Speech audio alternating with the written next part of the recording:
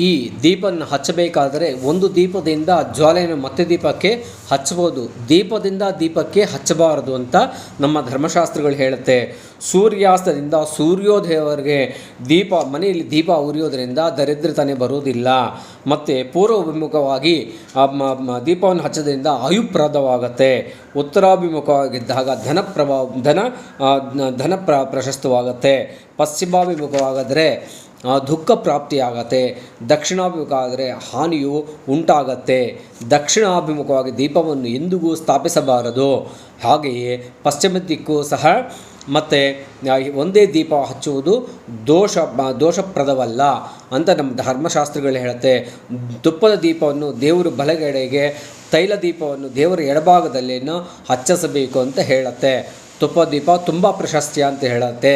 ಅದೇ ಬಿಲ್ಲದ ವೃಕ್ಷದ ಅಡಿಯಲ್ಲಿ ತುಪ್ಪ ದೀಪ ಹಚ್ಚೋದ್ರಿಂದ